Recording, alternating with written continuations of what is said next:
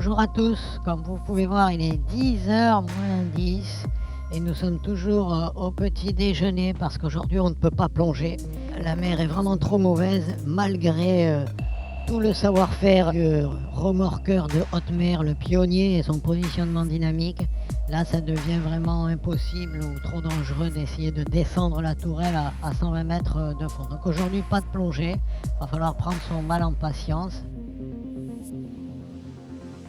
Sur le Pionnier d'ailleurs, il y a une équipe formidable qui nous accompagne, qui appartient à la Marine nationale, la Cefismer. Historiquement, ça remonte aux années 50 et c'est rien d'autre que les mousquemers, Taillès, Cousteau, Tuma, des grands noms de la plongée qui ont développé ce groupe militaire de recherche, d'expertise sur l'intervention humaine sous l'eau.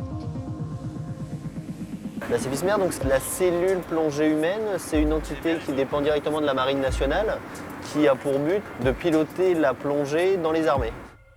Donc au départ, les premières recherches étaient sur le scaphandre de plongée autonome, puis à l'issue, dans les années 70, ils ont développé toutes les innovations pour la plongée à saturation, l'utilisation de gaz avec de l'hélium, de l'oxygène.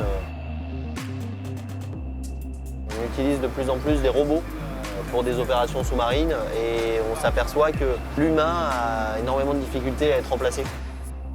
C'est un plus pour nous de pouvoir voir un petit peu ce qui s'y fait sur ces profondeurs où actuellement les armées françaises n'ont plus accès de manière autonome. En tant que plongeur des mineurs, on est spécialisé dans le génie sous-marin, de travailler grâce à des outils hydrauliques, des foreuses, des carotteuses, des perceuses, des choses comme ça, mais on n'utilise pas au-delà de 80 mètres. Et là, le fait d'utiliser sur des profondeurs comme ça, on permet de voir que le matos est totalement fonctionnel de manière nominale. C'est des mousquemers des temps modernes. Quitter ce lien avec la tourelle, on sait très bien que c'est leur seule porte de sortie.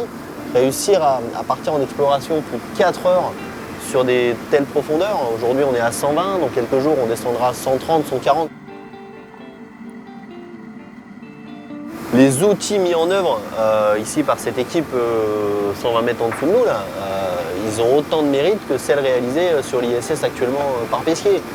C'est des gens qui ont une telle maîtrise de leur appareil et de leur art qu'ils arrivent à en faire des prouesses. Et les gens qui travaillent sur cette barge ils sont des pointures dans tous ces domaines-là. Plus de ça, c'est une expérience de vie qui est exceptionnelle parce que dans le monde de la plongée, faire ce type d'activité, s'envoyer aussi profondément, aussi longtemps et avec des personnes comme ça autour d'une cause complètement folle qui est la biodiversité, c'est quelque chose de juste dingue et je suis vraiment très heureux de participer à cette expédition.